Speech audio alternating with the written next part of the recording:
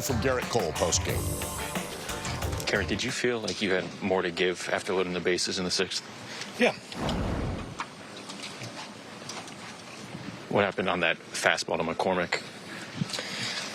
Yeah, I mean, he's based on some of the stuff I looked over. I thought executing fastball down away in that situation would get us a strike back in the count. I would probably count it obviously as one of the mistakes of the evening. It was a couple inches a little more over the plate than we wanted to, and obviously the bounce went his way. So it's a pitch I'd rather do over. Back to that sixth. Frustration with the loss. I mean, about as frustrated as you can get. Were you surprised when Aaron came out of the dugout? I feel like as a pitcher like myself, like I'm probably mostly surprised. I always want to keep going. Did you feel like you had enough left, Gerrit? Yeah. What did you think of that Bader Judge play in the second? It's unfortunate. Gerrit, when you got Tucker to close the first, did you feel overall, good, and did you feel like, the ball club was in good shape? Yeah, I mean, hitting Alvarez on the foot there was undesirable just because it moves the line. It didn't, Tucker grinded us for a few pitches, so probably overall it moved the line one extra spot and cost us a few extra pitches, but,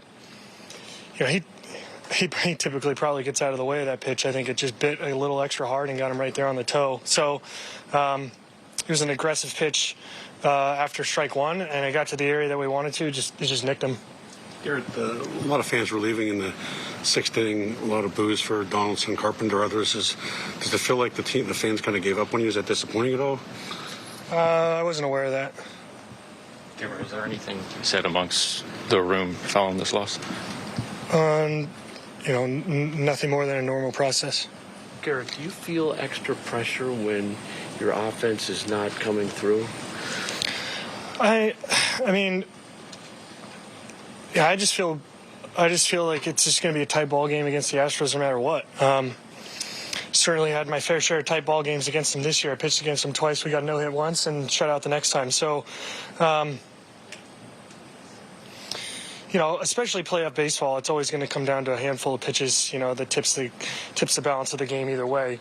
And as a pitcher, that balance is often irrelevant of what you're trying to do out there. So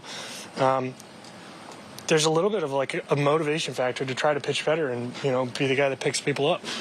Gerrit, you talked quite a bit during the season about kind of the magic of Judge's season. And for a lot of the season, it seemed like as he went, the offense went. Do you think that's kind of what's happening here is if he's not going to hit, you guys are just not going to score enough to win? I don't know. We figured out how to score enough to win sometimes when he went through whatever little minor slump that he went through, at least enough to win the division. So it's tough for me to accurately say that. I feel that, singling the rest of the offense out away from Judge or singling Judge out a rest from the offense is probably not how we do things. We just take them together as a team, whether we win or lose. So, and that goes for, when Aaron picks us up, and that goes for when we pick Aaron up. So.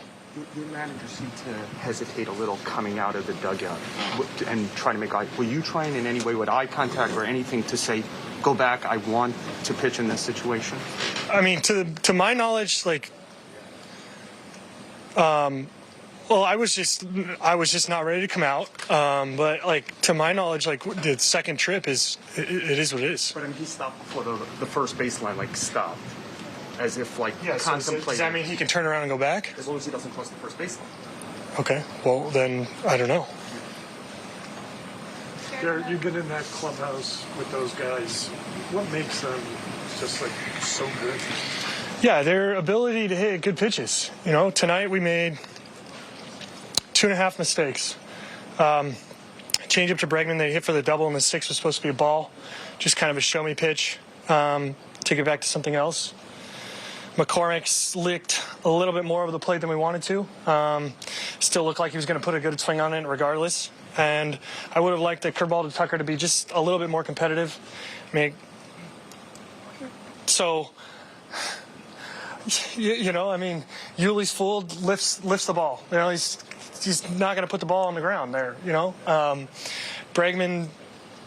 Bregman had a fantastic night, hit a 100-mile-an-hour fastball that split the corner for a base hit, took a slider 3-4 inches underneath the zone, lofted it to left field, gave himself a good chance to get a hit, and capitalized on a mistake changeup. Pena was able to move the runner from second base to third base on a slider that was outside of the strike zone.